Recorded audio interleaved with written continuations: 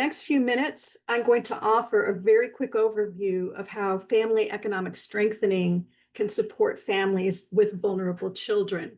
This is not one of the bricks in the wall that mentioned or Phil. It's not education, it's economic strengthening. That's one big piece of it, but it's like a brick in the wall. It's not a whole wall. It's a foundation that creates space for parents to do what parents desire to do for their families. Household poverty is the biggest predictor of negative outcomes for children. If we could go to the next slide, please. The negative impact on children is affected by how deep the poverty is, how long it lasts in that child's life, but also the developmental timing. The years from 0 to 5 are actually the most damaging. Children's brains achieve 75% of their growth in the first 3 years of life.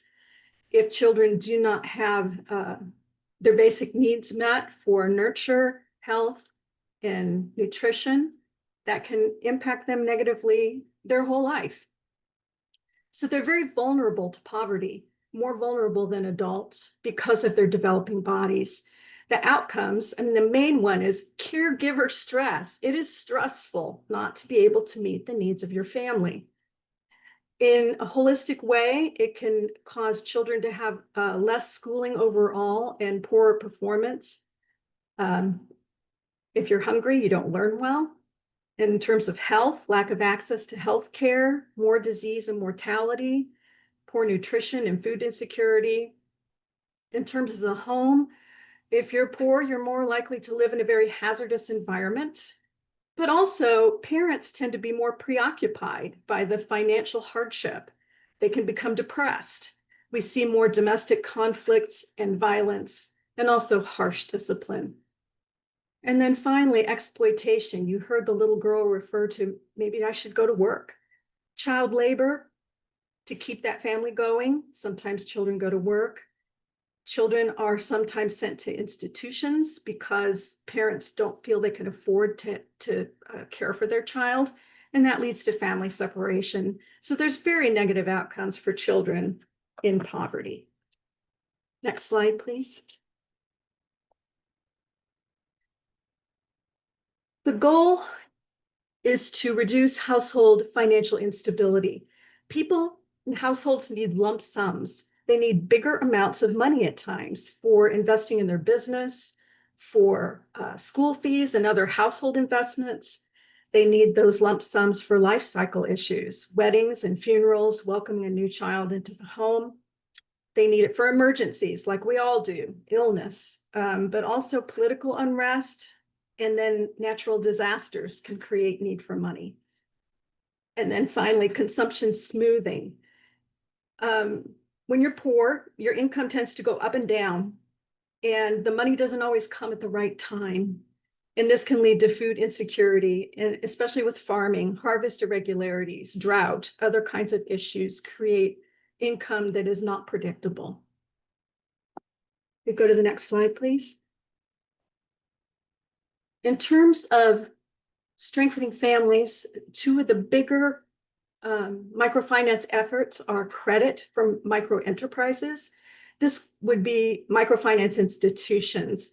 They are not formal banking, which most poor people have no access to. They are organizations, though, that give out loans that are small by banking standards, but larger for the poor. And most of the time they're used for business, not for household emergencies and that kind of thing. So they fit a very specific niche. There's also the savings-led household approach, and that would be VSLAs, savings and credit associations. Those are owned and managed by their own members, and it uses their own money. So you don't need outside money to come in. And this works at a small scale. So savings groups are able to be run by a small church, a small organization. You don't need anybody from the outside to help you do this. The next slide, please. Just to give you an idea, a visual of what this actually accomplishes for families. The horizontal black line is the vulnerability line on this slide. And the line that goes up and down and up and down, that's how income usually goes for people living in poverty. When you start a microfinance program, that's where the green vertical line is. There was expectation in the beginning that this would be the answer and it would get everyone out of poverty. That's not the case.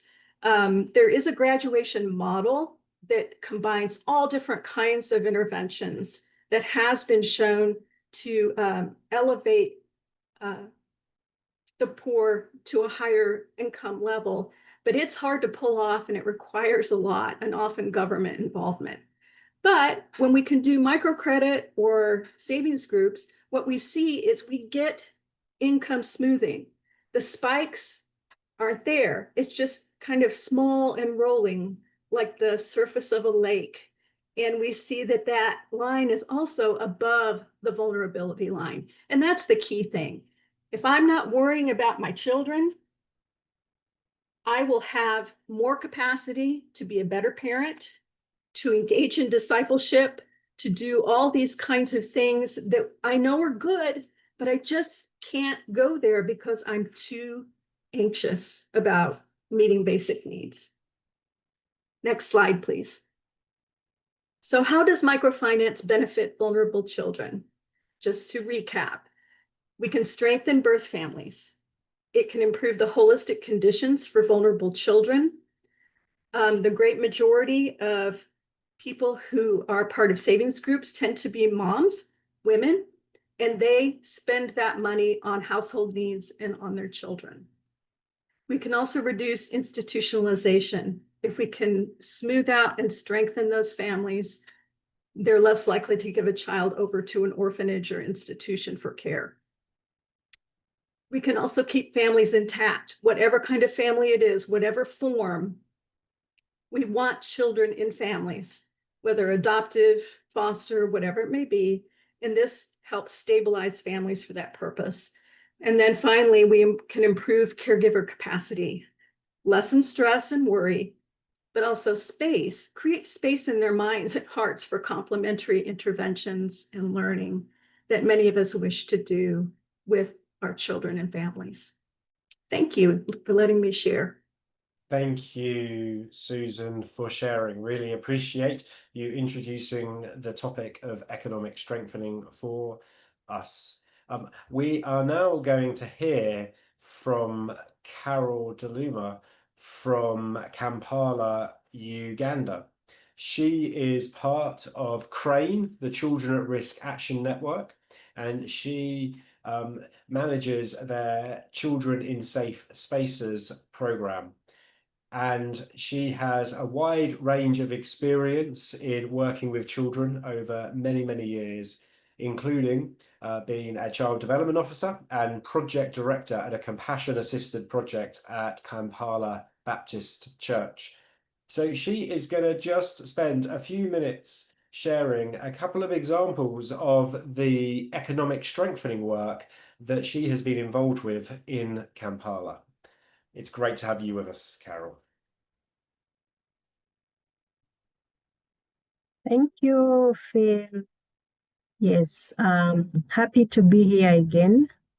I want to talk about the different economic strengthening avenues or programs we've been implementing with our members, network members, with the families, the different families in the different communities.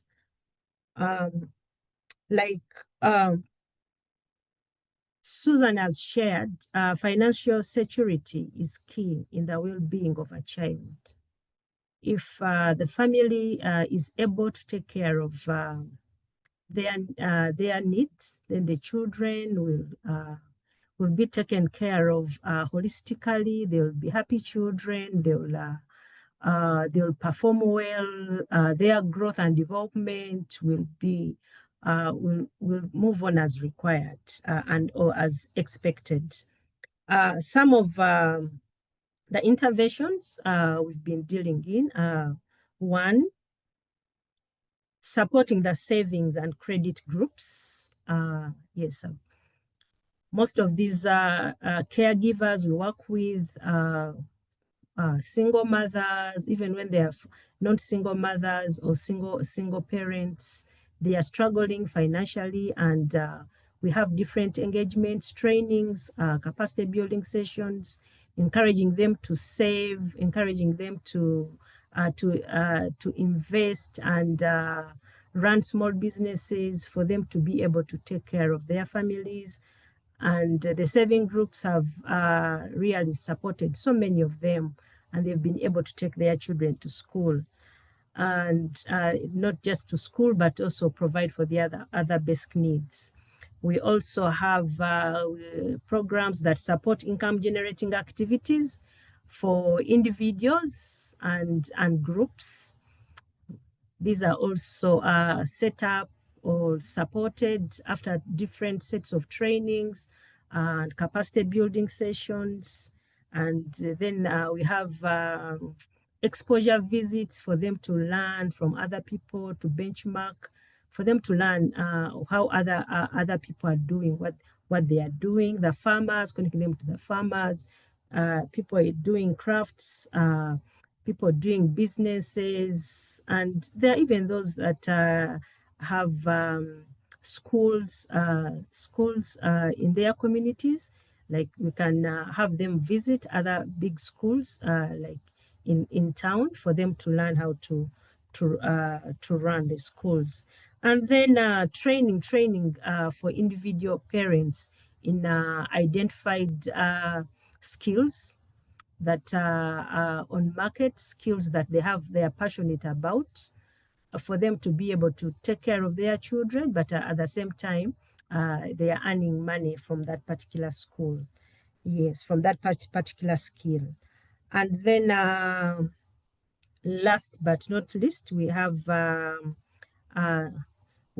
engagements of the organizational leaders, the mentors in the communities that we work with, for them to continually support and follow up the different members or different caregivers that have received the training and support.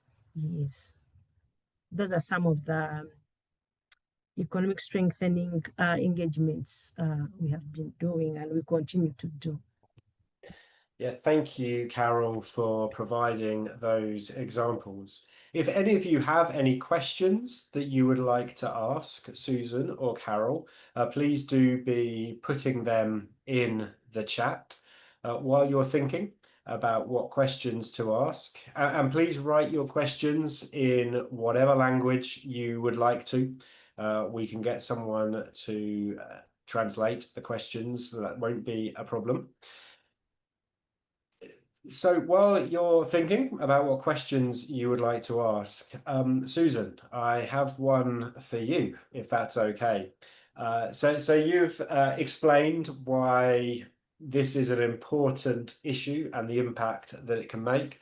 Carol has provided us some really tangible examples of how they are doing this on the ground with families in Kampala. But what would you say to someone at this conference who is thinking, yeah, it's a good idea. How do I get started? What would your advice be to them, and where should they look for information for where to get started? Well, if you want to download the resources that were put in the chat, that will help get you started. But savings groups are not new. There is a lot of curriculum out there. The Chalmers Center, where I used to work, has developed a curriculum for savings groups that's biblically integrated. It's actually the foundation for what Hope International uses as well. And it is not difficult to do. It is something that can be done with low literacy learners. It's grounded in biblical principles. So even a small church, truly, you could start one of these yourself. It's not that hard to get going, but it can make a big difference in the lives of the people who participate.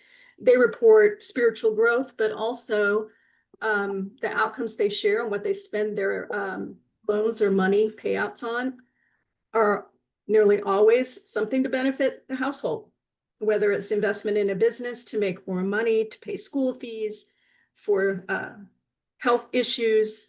It's spent well, and it's not dependent on an outsider. It gives agency to the household to make decisions about how they spend their money. They also tend to involve their children in the literacy learning. The financial literacy learning is passed down, which is also a very positive developmental experience for children and youth. So it's something that is not really hard to do, but it can make a huge difference for individual households that then have agency. It builds confidence. It builds self-image, self-worth. So, Susan, I think you've begun to touch on this already in your response just there, but there was a question in the chat as well, particularly drawing our attention to how do we help families move away from dependency to becoming more independent. So, Susan, would you just comment about kind of that at a kind of at a general level, perhaps? And then, Carol, maybe that's something you've experienced in your work in Kampala. Is that something that you're facing? And if so, how are you ensuring that people move from dependence to independence? But Susan, you first. Yeah, I think, first of all, we need to acknowledge that we are, as NGOs, we are the ones who have taught people to be dependent in a way. You know, when an organization shows up, often there's an expectation of money attached to that and what needs to be done to get access to that money. The beauty of microfinance is it's not a handout. It is their own money or money that they have borrowed from a microfinance institution. So basically, the very poor don't have access to formal financial institutions. So this gives them some non-formal ways to get access to the monies that they need to smooth out the issues that they face financially. And this is not about handouts. And so I hope that people can see that this is something that is actually very empowering to the family. It's not intended to create a handout mentality. In fact, Chalmers partnered with an organization where the parents kept asking the organization, you know, you help our children, but you're not helping us. It's like, okay, what is it that you want? We want money. Well, let's start some savings groups. And it's been very successful in helping those parents grow in their financial literacy, but also to realize that they don't have to be dependent upon an outside entity to get them funds. Great, thanks, Susan. Carol, have you got experience of this in Kampala in terms of moving from dependency to independence? Yes, the trainings for the savings and credit groups spell it out right from the beginning that there will be no handouts, that people have to save from their earnings, however small they are, and for them to realize that saving and investing for their own good is dependent on their resources. So there used to be a time when people started the saving groups by putting in money, like project money, and those saving groups would actually die out. But the saving groups that have been started by the members after training, after them realizing that it is important to save, after them being motivated to save, knowing the principles and guidelines of saving, knowing how to set up their groups, they even learn how to draft constitution, of course, with support from the trainers, record keeping, and all this helps them to learn not to be dependent. And also, even when it's a project being implemented, they get to know the life of that project. Maybe this is a 2-year project, and by the end of 2 years or 3 years, they are expected, each of them, to have something that will support them in their household. Could I also add, Phil, that these savings groups are self-sustaining. Often they go on for years and years. They just keep repeating. So it's not something that's a one-time activity. It can be a very long-term one. Thank you both. So someone has asked a question in the chat that may be linked, but it is about the potential need for seed capital to get things kind of up and running. So a question around that in terms of, is that part of these programs, or is it all about families start saving first and that's where the capital comes from? And if that is the case, are there families that are so poor that this model doesn't work for, or are there examples from around the world of this working for groups, whatever their income level is? Susan, perhaps you could finish us off with that question. Yes, there is kind of a tiered levels of poverty and what is the best intervention. So if you're a higher level of income, the microcredit and getting a business loan is a possibility, and that is a larger amount, and people with more income are more likely to be able to do that and to pay off that loan. The savings groups can still be done at that level, but then that middle tier of poverty, savings groups are the best option. It typically can meet their needs quite well for what they need, and their businesses are very small, and so the loans, even for a business, can be adequate to grow that business to a larger level. But then at the bottom, there's the destitute. And thinking of what we've heard today about people in refugee camps, or that they've been displaced by natural disaster or by war, that is a point where relief is important. So we're not talking about relief, we're talking about development. But for the bottom level, or it could be severe mental illness, addictions, other kinds of issues that just keep people in a situation where they're not able to make good decisions, or life has overwhelmed them, that they are going to need some kind of relief in order to get to the point where they could engage in a savings group or microcredit. Thank you, Susan. That's a really helpful answer to bring our panel discussion to a close. So thank you ever so much, Carol and Susan, for being with us today. We've really appreciated your input throughout sessions that we've held today at our Cutting Edge conference. So thank you.